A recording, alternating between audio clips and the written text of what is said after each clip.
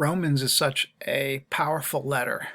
Its impact goes way beyond our mere description of it, and historically lodged in the places where there are very few things. I mean, even if you don't buy my particular opinion about Romans' place as the most significant piece of literature in the Western civilization, it's in the top five. You like I said, it's imperative that we have a good understanding of this letter. Let me give you a not so good understanding of the letter and how it also contributed to our time. Martin Luther's interpretation of Romans and the onset of the Reformation had consequences. Martin Luther's reading saw Christianity as a triumph over Judaism, and this description comes right from Paul and Paul's letter. The idea is that Jesus has come and superseded Judaism. This line of thought, beginning with Martin Luther and going right up the line of New Testament scholars,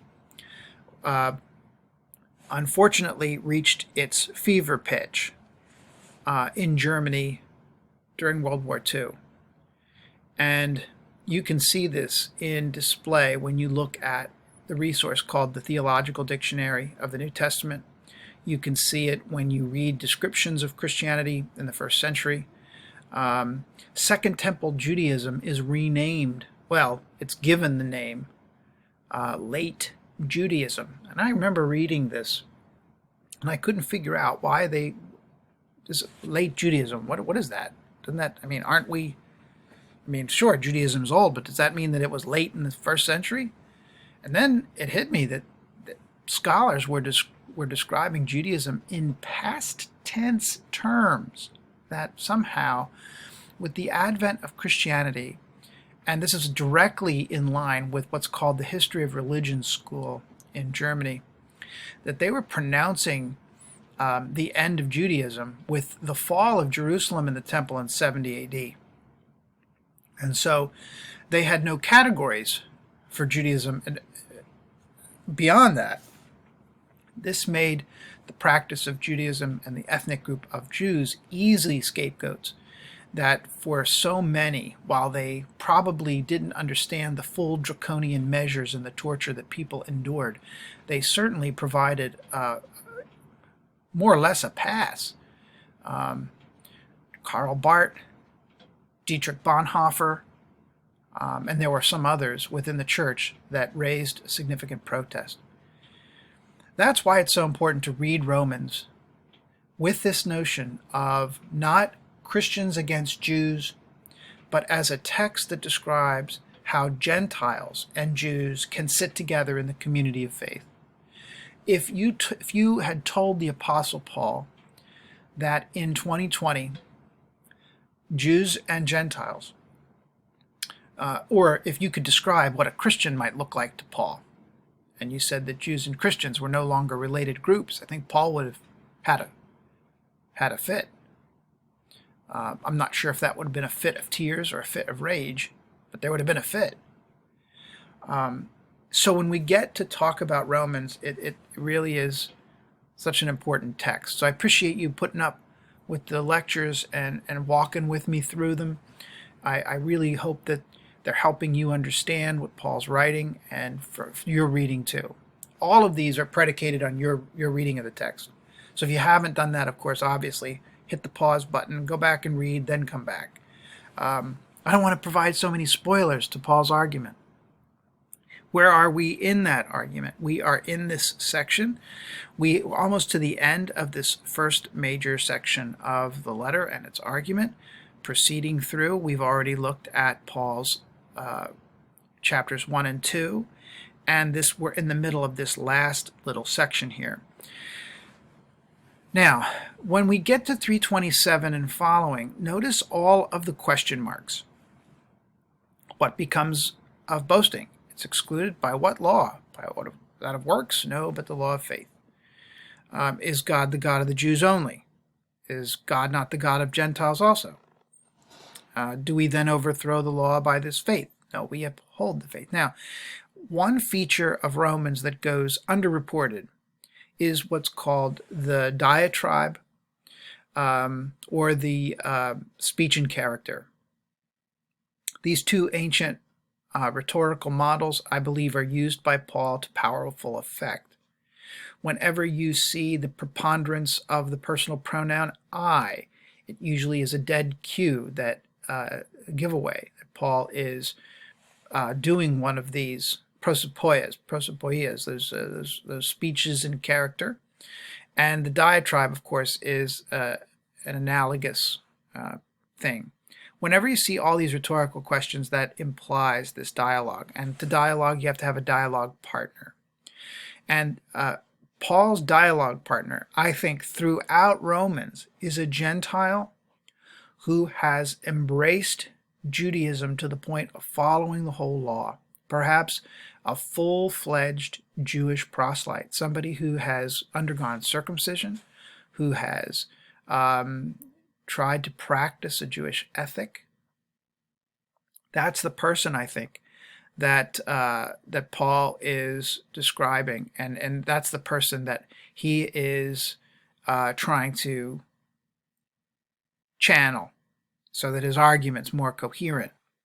So the questions that are put to Paul are questions that the Gentile, now that's important, not the Jewish one, but the Gentile who's following Judaism.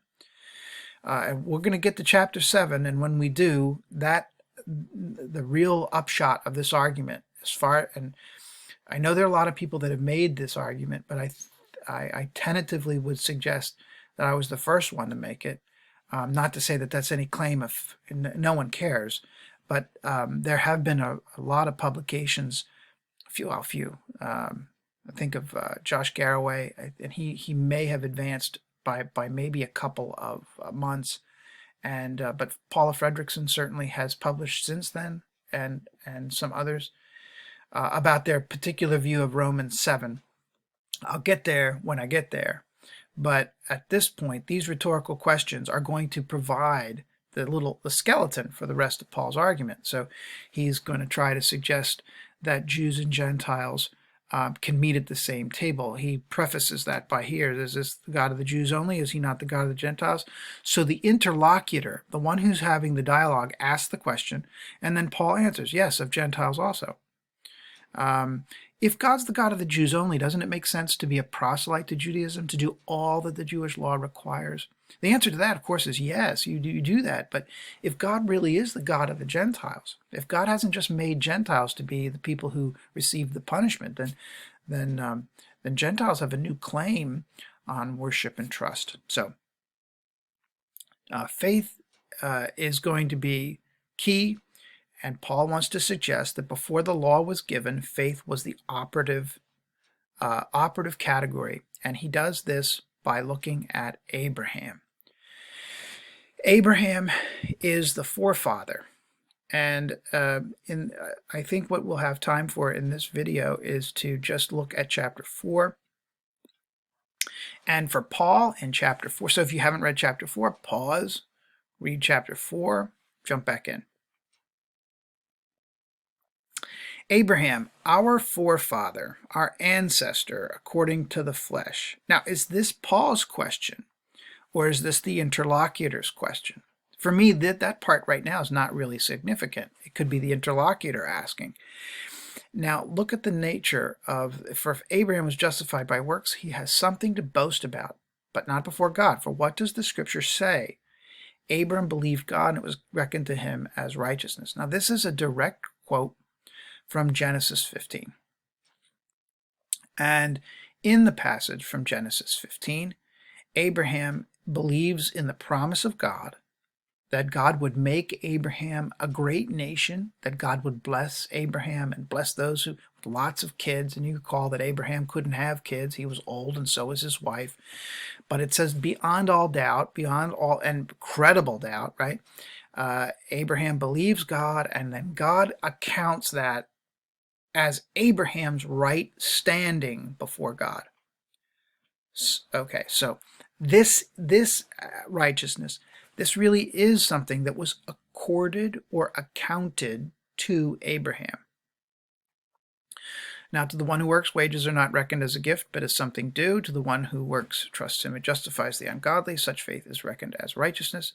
So David, too, speaks of the blessedness of those to whom God reckons righteousness apart from works. Blessed are those whose iniquities are forgiven, those whose sin is covered. Blessed is the one against whom the Lord will not reckon sin.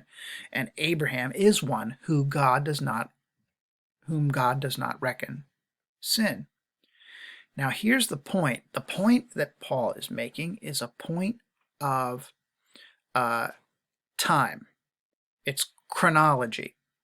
And the chronological point is that faith is the vehicle for Abraham before the law was given. And what is the cipher for law is circumcision here. Verse 10. So he received the sign of circumcision as a seal of righteousness. And that seal of righteousness, while he was still uncircumcised. And so this is Paul's grounding argument that Gentiles and Jews should be accorded the same status by God. That Abraham received it before he received, and before there was a giving of the law, before any of that happened, Abraham was accorded righteous by virtue of how well, how fully, how completely Abraham trusted God. Now, how did Abraham trust God? Maybe that's a thing we need to suggest or talk about. In Genesis, God gives Abraham this enormous promise, but it's a conditional promise. I always say that the covenants God makes are somehow the conditional solutions to Genesis 3 and the sin problem. That the covenants, like Noah's covenant, I'll drown the place, right? That didn't quite work. Here's a rainbow. Then Abraham, then Moses and the law. These covenants were supposed to work out so that God would be trustworthy. So these covenants were put together. How does Abraham's work? God says, go to the land I'll show you, Genesis 12. Abraham trusts and goes to the land, which is the Holy Land. And God promises that that land would be Abraham's. And then God promises that he would give Abraham a son. 20 years later, no son. God comes along and says, Abraham, do you still trust me? And importantly, just previous to this statement of God's reckoning, comes this notion that Abraham is saying to God, look, I don't have anybody to take over. There's no kid yet. Well, what am I supposed to do? I mean, my nearest of kin, Eliezer of Damascus, that can't be right. And God says, not this one, but one who will proceed from you. And that's where Abraham decides to put his chips down and trust this God and God's promise. And that's when God pronounces, or the Genesis accounts, the Genesis account describes that. You don't have any statement from Abraham about it. It's from Genesis. So this puts Abraham in the same spot as many of Paul's Gentile co-religionists, right? These people that have not received circumcision, but yet are trusting in the sufficiency of Christ, whom God put forward. This is all God's work. So Abraham became the ancestor of the circumcised and the uncircumcised. So the promise comes through faith, and it comes through if it is the adherents of the law who are to be the heirs, faith is null and the promise is void. For the law brings wrath, but where there is no law, neither is there violation. You have to suggest with Paul, maybe he could have put in here at this point, but the law requires faith too. You got to trust who the lawgiver is as well. And so faith comes through Abraham. He's the father of everyone who believes. Hoping against hope, he believed he would become the father of many nations. And so Paul, no distrust made him waver, all of these things. The one who gives himself freely, this is the one, and Abraham is the model. We're going to see what the results of that are in our next video when we get to chapter 5.